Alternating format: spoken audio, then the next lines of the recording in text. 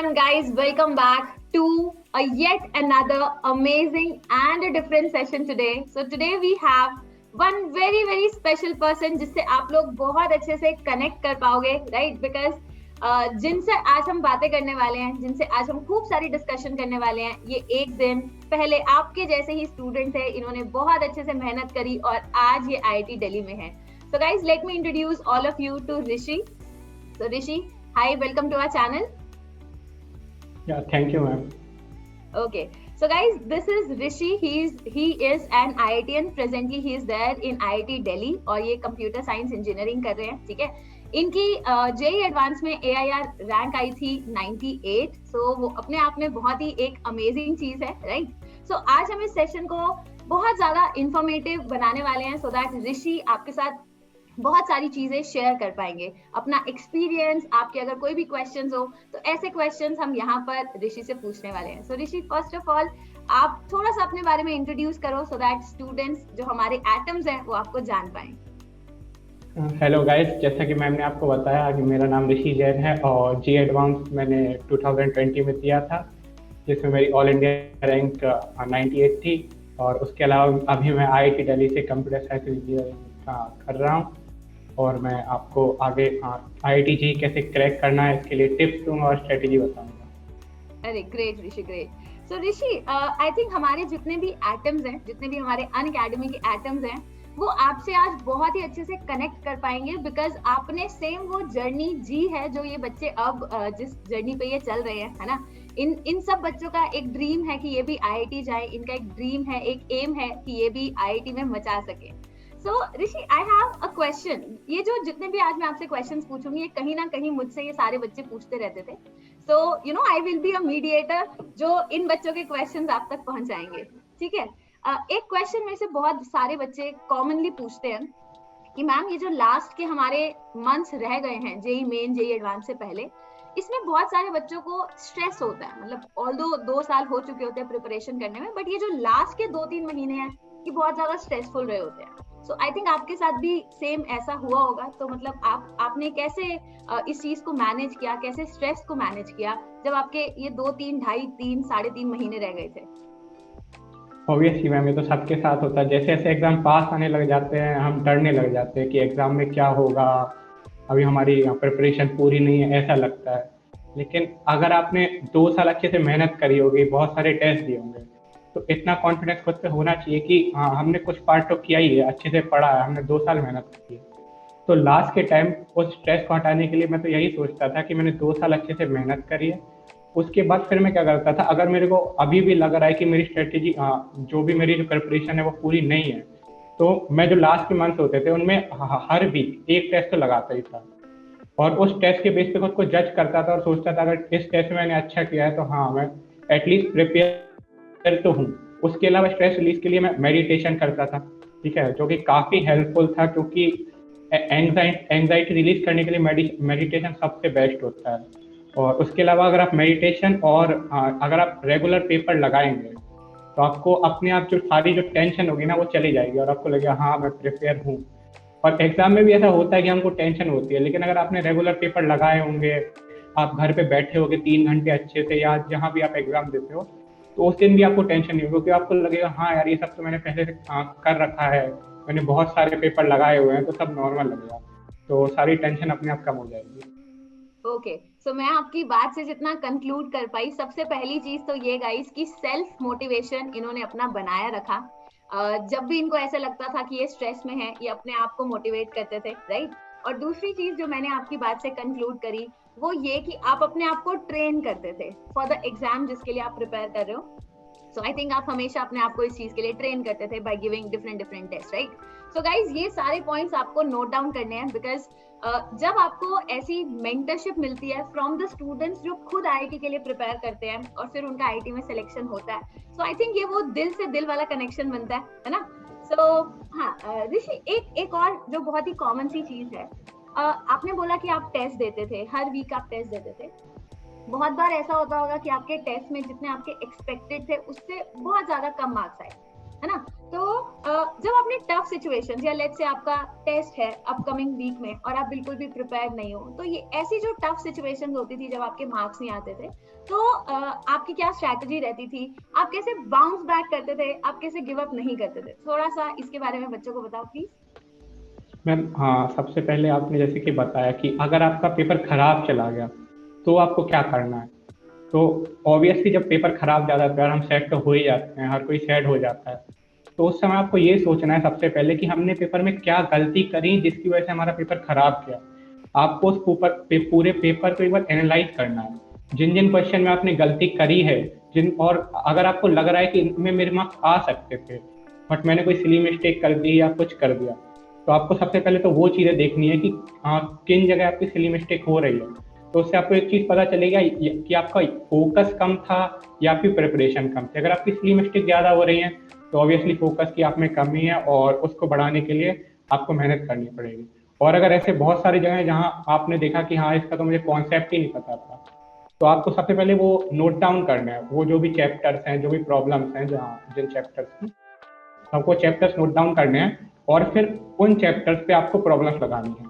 और अगले पेपर तक आपको ये इंश्योर करना है कि आपने उस पर बहुत सारी प्रॉब्लम्स लगा रखे हो ताकि आपको सब क्लियर हो जाए, आपको उस चैप्टर के सारे कॉन्सेप्ट एक और बार क्लियर हो जाए, ताकि अगली बार आप उस सेम पेपर में वो गलती नहीं करोगे उस चैप्टर से जो आएगी प्रॉब्लम। तो आपको सबसे पहले ये इंश्योर करना है कि जो आपने पिछली बार गलती करी है वो अगली बार ना करो। उसके अलावा मान लीजिए ऐसा है कि आपका एक हफ्ते बाद पेपर है लेकिन आपने प्रिपरेशन कर नहीं रखी है, तो ऐसे टाइम में हमें सबसे पहले ये सोचना है कि हम अपना बेस्ट क्या दे सकते हैं। अब हो सकता है कुछ लोग 1 महीने से प्रिपेयर कर रहे हो, उनके बराबर तो हम नहीं आ सकते, लेकिन हमको ये देखना है कि अभी हमारी जो सिचुएशन उससे तो हम एटलीस्ट बेटर कर सकते हैं ना। तो एक हफ्ते में आपको पूरा ट्राई करना है सारे कंसेप्ट रिवाइज करने की और पेपर देने की बहुत ज़्यादा ट्राई करना है आपको कि आप ज़्यादा से ज़्यादा पेपर दे सको, ताकि आप पेपर के लिए रेडी रहो, आप मेंटल स्ट्रेंथ आ जाए आप में पेपर देने के लिए। और फिर आपको बस उस पेपर में ये देखना है कि मैंने जितना पढ़ा है उतना तो एटलीस्ट मैं ढंग से कर पा रहा हूँ। ठीक है, तो उसमें कोई सैड होने वाली बात नहीं कि मेरी प्रिपरेशन कम थी, पर जितना आपने प्रिपेयर किया उतना आप ढंग से करें और आगे फिर वापस प्रिपेयर करना चालू कर दें आगे के पेपर के लिए और अगली बार और अच्छा करने की कोशिश करें। Okay, so guys once again दो बहुत ही प्यारी चीजें ऋषि ने हम सबको बताई। पहली चीज ये कि आप गिव अप नहीं करोगे, जिस भी टफ से टफ सिचुएशन में आप हो, आपको ये कोशिश करनी है कि आप अपना द बेस्ट परफॉर्म करो। आई थिंक ये बहुत सारे बच्चों के साथ होता होगा, कल आपका टेस्ट है और आज आप प्रिपेयर नहीं हो, सो ये नहीं कि गिव अप कर दे, बट अपने आप में जितना आपसे हो सके उसी दिन द बेस्ट परफॉर्म करने की कोशिश करो। और दूसरी चीज ऋषि ने एक बहुत अच्छी प्यारी सी चीज बोली कि आपको अपनी गलतियों से सीखना है और कभी भी उन गलतियों को दोहराना नहीं है। तो दैट इज ग्रेट कि जब आप लोग गलती करते हो तो इसका मतलब है कि आप मेहनत कर रहे हो, इसीलिए शायद आपकी गलतियां हो रही है, बट उन गलतियों पर रेपिटेशन नहीं होना चाहिए, right? Yes ma'am. Okay, so ऋषि आपका कोई ऐसा स्पेसिफिक इंटरेस्ट था कि मुझे फिजिक्स ज्यादा अच्छी लगती है या मुझे केमिस्ट्री ज्यादा अच्छी लगती है या मैथ ज्यादा अच्छी लगती थी, तो कुछ ऐसा था कि कोई एक सब्जेक्ट जिसपे आप ज्यादा फोकस करते थे? ऑब्वियसली हर किसी का इंटरेस्ट होता ही है एक सब्जेक्ट में, तो मेरा पर्टिकुलर इंटरेस्ट था फिजिक्स में। फिजिक्स मेरे को काफ़ी अच्छी लगती थी, मतलब जो भी वर्ल्ड वगैरह उसके बारे में जानने को मिलता था, फिनोमिना जानने को मिलते थे, वर्ल्ड कैसे वर्क करती है, तो वो सब चीज़ें जो डेली लाइफ में होता है वो सब चीज़ें हमें जानने को मिलती थी फिजिक्स से। तो मेरे को ये सब जो भी है ये सब पढ़ने में बहुत मज़ा आता था।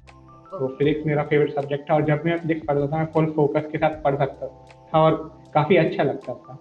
तो Rishi I have one another question for you. बहुत बार बच्चे ऐसे चैप्टर्स को स्किप करते हैं जिनमें थोड़ा सा रट्टा मारना पड़ता है। आई मीन बच्चों ने ऐसे चैप्टर्स को एक कैटेगरी में डाल दिया कि मैम ये रट्टे वाले चैप्टर्स हैं, जैसे आपको पता है पॉलीमर्स हो गया केमिस्ट्री में, बायोमोलिक्यूल्स चैप्टर हो गया, तो उसमें काफी चीजें आपको रिटेन करनी पड़ती है दिमाग में, बट बच्चे बोलते हैं कि मैम इनको स्किप कर देना ज्यादा बेटर है।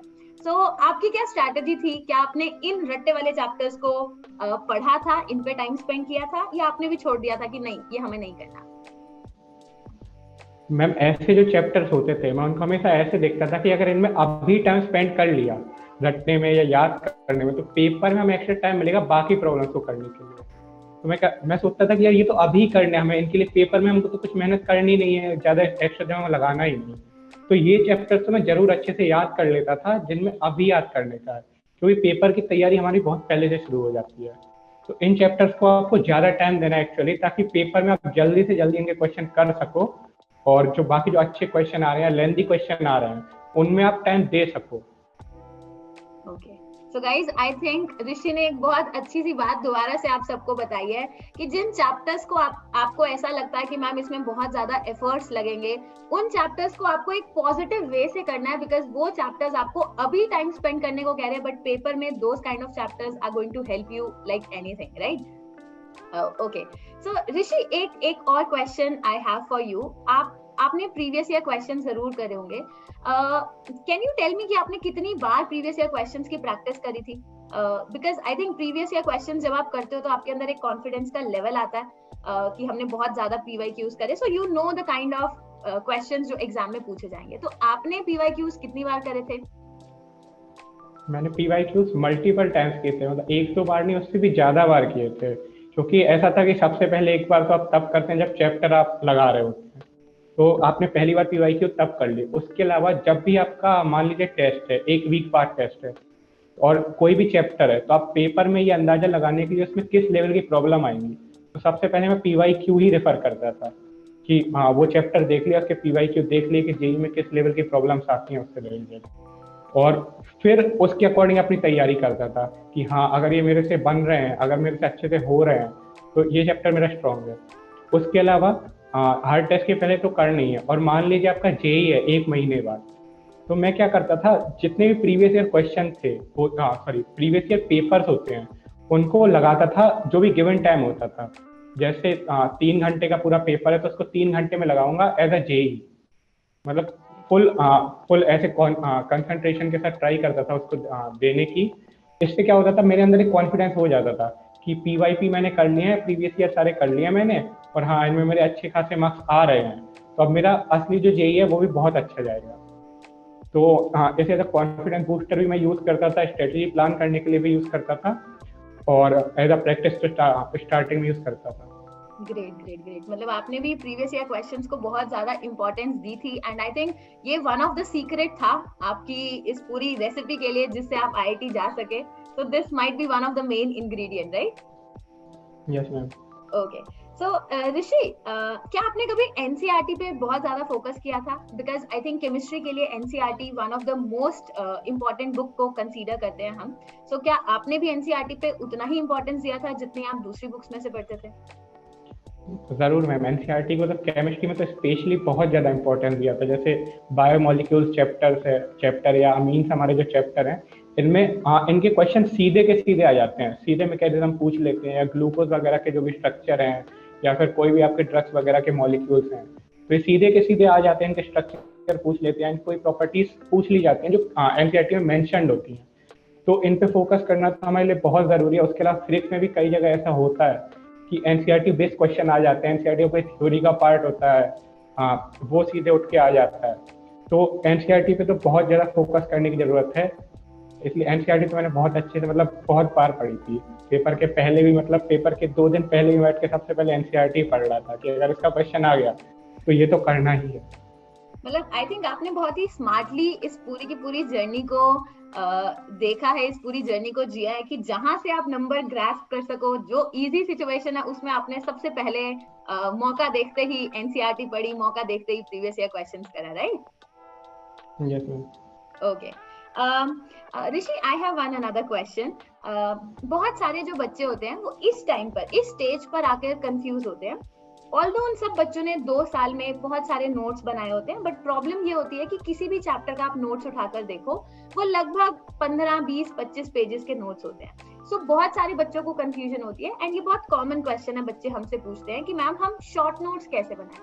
तो क्या आपकी कोई पर्टिकुलर स्ट्रैटेजी थी जिससे आप अपने जो लेंदी नोट्स होते थे उनको शॉर्ट नोट्स में कन्वर्ट करते थे, जिससे बाद में थोड़ी रिवीजन इजी पड़ जाए? हाँ, मैं ऐसा करता था कि जो शॉर्ट नोट्स बनाता था वो ऐसे बनाता था कि अगर मैं उनको देखूं तो एक बार में समझ पाऊं कि पूरे चैप्टर में चल क्या रहा है। हो सकता है वो फ्लो चार्ट हो, मतलब ऐसा हो सकता है कि कोई अगर दूसरा आदमी जिसको इस चैप्टर की नॉलेज नहीं है वो देखे तो उसको समझ नहीं आए, लेकिन अगर मैंने एक बार चैप्टर पढ़ रखा है और मैं अपने शॉर्ट नोट्स देखूंगा तो मुझे तुरंत वो चीज़ रिवाइज हो जाएगी। जैसे बहुत सारे चैप्टर में कुछ स्पेशल पॉइंट्स लगते हैं हमें, जिनसे चैप्टर की पूरी स्टोरी हमको पता चल रही होती है कि हाँ ये कॉन्सेप्ट है, ये हो रहा है। तो मैं उनको नोट डाउन कर लेता था। उसके अलावा जो भी फॉर्मूलेज हैं वो नोट डाउन कर लेता था, बट ये नहीं कि पूरी की पूरी थ्योरी ही नोट डाउन कर ली। मान लीजिए थ्योरी में कोई स्पेशल वर्ड है तो वो मैं नोट डाउन कर लेता था कि हाँ ये इंपॉर्टेंट है, लेकिन मुझे उसका अगर मीनिंग पता है तो मुझे पूरी चीज़ नोट डाउन करने की जरूरत नहीं है। मैं जैसे ही उस वर्ड को देखूंगा तो मुझे समझ आ जाएगा कि हाँ ये हो रहा है।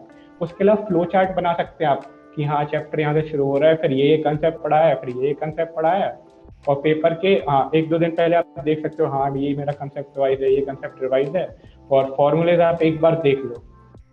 तो शॉर्ट नोट्स में तो यही करता था कि जो फॉर्मूलेज हैं और उसके अलावा जो भी डेफिनेशन में इंपॉर्टेंट वर्ड्स हैं वो नोट डाउन कर लेता था। इससे हर चैप्टर के मेरे 1-2 पेज में शॉर्ट नोट्स बन जाते थे और काफी हेल्प करते थे पेपर के लिए।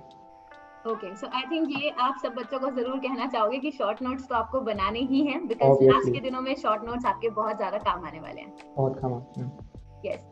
सो ऋषि, आपने भी जब इस जर्नी को जिया था, जब आपने 2-3 साल प्रिपरेशन करी थी, तो आपका कई बार motivation plus minus up down हुआ होगा। तो आपका क्या मोटिवेशनल सोर्स रहता था? आपको कौन कौन मोटिवेट करता था इस जर्नी में?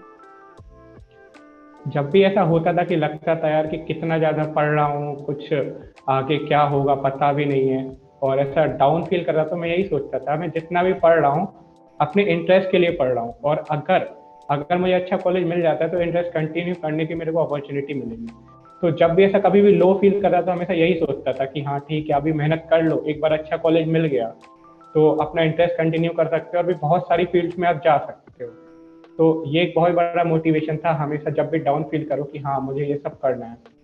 उसके अलावा ये भी हो सकता है कि आपको कोई जो सब्जेक्ट है वो आपको बहुत ज़्यादा अच्छा लगता हो, तो उसके लिए आप पढ़ सकते हो कि जब भी आपको ऐसा लो फील जब भी आप लो फील करो तो वो सब्जेक्ट लगा लो जो आपको बहुत ही ज़्यादा पसंद है, जिसमें आपका बहुत ज़्यादा इंटरेस्ट है, तो वो भी आपको पुल बैक करता है। ओके, सो आप अपने टीचर से पर्सनली बात करते थे? लेट्स से जब भी आप लो फील करते थे तो क्या आपको कभी आपके टीचर्स ने गाइड किया इस जर्नी में? यस मैम, ये तो जब भी टीचर्स के पास जाता था तो यही चीज़ें समझाते थे कि हाँ ठीक है अभी तुम मेहनत कर रहे हो, मान लो कि कहीं आउटपुट ज़्यादा नहीं आ रहा है तो भी अगर तुम और मेहनत करते रहोगे तो पक्के से आउटपुट आएगा और ये तुम देख लेना। तो हर बार वो यही चीज़ें समझाते थे मुझे, और जो कि काफ़ी हेल्प करता था। कई बार वो स्टोरीज भी सुनाते थे कि हाँ ये ऐसे स्टूडेंट की कहानी है कि पहले अच्छा परफॉर्म नहीं कर रहा था लेकिन फिर उसने और मेहनत करी। तो ये सब चीज़ें बहुत ज़्यादा इम्पोर्टेंट हो जाती हैं, जो भी आपको एक्सटर्नल मोटिवेशन मिलता है टीचर्स वगैरह से, ये बहुत ज़्यादा काम आता है। Okay, so guys I think जिस हिसाब से ऋषि अपनी पूरी की पूरी जर्नी हमारे साथ शेयर कर रहे हैं, आई थिंक अब हम ऋषि को अपने एटम्स चैनल पे रेगुलर बेसिस पर हम इनवाइट करेंगे, सो दैट आप बच्चे उनसे कनेक्ट कर पाओ, आप बच्चों को भी फील आए कि हम जिस जर्नी के लिए प्रिपेयर कर रहे हैं, हम जिस टारगेट के लिए प्रिपेयर कर रहे हैं, ऋषि ने भी सेम उसी तरीके से आपके जैसी प्रिपरेशन करी थी। तो जब भी आप में से किसी भी बच्चे को जब भी लो फील हो या आप कंफ्यूज हो, आपको मेंटरशिप की जरूरत हो, आप डेफिनेटली चैट्स में आराम से लिखा करो, बिकॉज अब ऋषि हमारे साथ इस चैनल पर रेगुलर बेसिस पर आपके साथ डिस्कशन के लिए आएंगे। ऋषि, एक और मैं क्वेश्चन आपसे पूछती हूँ, and this might be our last question for this particular session. आप मुझे एक बार शॉर्ट में बताओ कि जिस दिन से आपने अपनी जर्नी स्टार्ट करी थी फॉर IIT JEE, आपकी क्या स्ट्रैटेजी थी? क्या आप केवल एक फिक्स स्ट्रैटेजी पर काम करते थे या विद टाइम आपने अपनी स्ट्रैटेजी को चेंज किया? So what was your final strategy? अब आपने 2 साल JEE की प्रिपरेशन करी, खुद आप एक IITian हो, तो क्या आप बच्चों को एक फाइनल कंक्लूडेड स्ट्रैटेजी बता सकते हो कि किस तरीके से उनको प्रिपेयर करना चाहिए सो दैट वो अपने एम को अचीव कर सके? ऑब्वियसली मैम, हाँ ऐसा होता है कि हमारे पास स्टार्टिंग में एक स्ट्रेटजी होती है, बट अगर हम उस सेम स्ट्रेटजी से चलेंगे तो हम कभी इम्प्रूव नहीं कर पाएंगे। तो जो भी आपने स्ट्रेटजी स्टार्टिंग में ली होती है वो आपको कंडीशन के हिसाब से उसमें चेंजेस लाने होते हैं। जैसे आपने अपना पहला टेस्ट दिया तो ऐसा हो सकता है आपने कोई सब्जेक्ट पहले किया हो, कोई बाद में किया हो, लेकिन उससे आपके इतने अच्छे मार्क्स नहीं आए, तो हमें अपनी स्ट्रेटजी में फिर चेंज लाना पड़ता है, हाँ कि अब मैं ये सब्जेक्ट पहले करूँगा। तो ये जो चीज़ें हैं वो चीज़ें करते करते आपको पता चल जाती है कि हाँ ये सब्जेक्ट पहले करना चाहिए, ये बाद में करना चाहिए। उसके अलावा हमें कैसे प्रैक्टिस करनी चाहिए, किन आवर्स में हमारा दिमाग बहुत ज़्यादा अच्छा होता है, पर्सन टू पर्सन ये चीज़ें डिपेंड करती है कि कब हमारा दिमाग तेज चल रहा होता है तो उनमें हमें कौन सा सब्जेक्ट करना है, या फिर हमें कैसे फ्रेश रहना है। तो ये सब चीज़ें बहुत ज़्यादा मैटर करती हैं। और एट द एंड आपको यही करना है कि जब आपका जो लास्ट का टाइम बचे, जितने भी आपके लास्ट के दिन हो, तो उसमें आपको बहुत सारे पेपर्स लगाने हैं, ताकि पेपर के दिन आप फुल कॉन्फिडेंट फील करो और आपको एकदम लगना चाहिए कि हाँ, ये चीज़ मैं बहुत बार पहले कर चुका हूँ, तो अब मैं बिल्कुल नर्वस नहीं होऊंगा और अच्छे से अपना पूरा पेपर दूंगा। ये बहुत ज़्यादा हेल्प करती है, क्योंकि मान लीजिए लास्ट का दिन है आपका, लेकिन उस दिन ऐसा है कि आप पूरे अच्छे से नींद नहीं ली, और जो बहुत लोगों के साथ होता है कि उनको पूरी नींद नहीं मिलती है, डरे हुए होते हैं। लेकिन अगर आपने बहुत बहुत पेपर लगाए हुए होंगे तो आपके लिए नॉर्मल होगा कि हाँ यार, मैं तो बहुत पेपर लगाता हूँ, तो आपको सब नॉर्मल सा लगेगा। और अगर आप कम भी सोए हुए होंगे ना, तो भी उस दिन आप अच्छा करोगे। तो आपको अपनी स्ट्रेटजी में कंटिन्यूस चेंजेस लाने हैं, और आपको खुद देखना है कि हाँ, अरे हाँ, यहाँ मेरी स्ट्रेटजी कमजोर हो रही है, इससे मुझे आउटपुट नहीं मिल रहा है, तो उसमें थोड़ी और हमें सुधार लाने की जरूरत है। ये सब चीज़ें देखनी है। उसके अलावा हमें अपना ये भी देखना है कि किन सब्जेक्ट से ज़्यादा क्वेश्चन आते हैं, किन में हमें कम मेहनत करनी पड़ती है। ये सब हमें अगर हम देख के चलेंगे तो ऑब्वियसली हमारा पेपर बहुत अच्छा जाएगा। ओके, सो आई थिंक ऋषि आपने सब बच्चों को बहुत अच्छे से गाइड किया। बहुत सारी ऐसी चीजें आज आपने रिवील करी जो पहले आई थिंक एक मिथ हुआ करती थी कि एक प्रॉपर स्ट्रैटेजी है जिसको फॉलो करके आप जेई क्लियर कर सकते हो। आज आपने ये बात सब बच्चों को बताई कि आप अपनी स्ट्रैटेजी खुद से प्लान कर सकते हो, एंड उस स्ट्रैटेजी में आपको कंटिन्यूअस चेंजेस भी करने पड़ेंगे। So I think the end of the thing, मतलब जो मैंने यहाँ से आज कंक्लूड किया है वो ये कि आप जिस भी लेवल पर हो, आपको बस अपना द बेस्ट परफॉर्म करना है। जिस भी आप नाव में सवार हो, आपको ये कोशिश करनी है कि आप अपनी जर्नी में कैसे द बेस्ट परफॉर्म कर सकते हो। उसके लिए जो जो भी आपको चेंजेस लाने पड़े, आपको कॉन्फिडेंटली वो चेंजेस लाने के लिए रेडी रहना चाहिए। Right Rishi? Yes ma'am. Okay, so Rishi, I think we had a great time discussing all these things with you. So अब आप थोड़ा सा बच्चों को कुछ प्लान बताओ, क्या आप आगे इस चैनल पर बच्चों के साथ इंटरैक्ट करोगे? आपका क्या प्लान है आगे? मैं अनअकैडमी की तरफ से यूट्यूब पे सेशंस लूंगा, उसके अलावा लाइव सेशंस भी लूंगा आपका अनअकैडमी पे, और मैं आपको गाइड करूंगा कि आपको कैसे अपनी स्ट्रेटजी में चेंजेस लाने हैं, आपको क्या देख के कौन से चेंजेस लाने हैं, और कैसे आपको स्ट्रेटजी प्लान करनी है। उसके अलावा कौन से सब्जेक्ट्स में हमको ज़्यादा फोकस देना है, पेपर कैसे करना है, कैसे हमको पेपर देते देते रेगुलर इम्प्रूवमेंट्स लाने हैं। मैं ये सब चीज़ें आपको गाइड करूंगा ताकि आप अपने पेपर से मैक्सिमम आउटपुट ले सकें। और ये सारे ये जो भी मैं आपको सजेशन या मेंटरशिप दूंगा वो अनअकैडमी के चैनल पे अवेलेबल होगी। That is great, that is great. So guys, I think आप लोगों ने भी इस पर्टिकुलर सेशन से बहुत कुछ सीखा होगा। आपके बहुत सारे ऐसे डाउट्स होंगे जो शायद मैं आज ऋषि से पूछ चुकी हूँ, राइट? सो आगे भी हम ऋषि के साथ ऐसे बहुत सारे सेशंस लेंगे। ऋषि खुद भी बहुत सारी स्पेशल क्लासेस लेंगे अनअकैडमी एटम्स पर। अब इनकी रेगुलरिटी बनी रहेगी। So I hope आज आपने इस सेशन से काफी कुछ सीखा। So let us wind up the session और हम मिलेंगे in the next session. So thank you very much guys.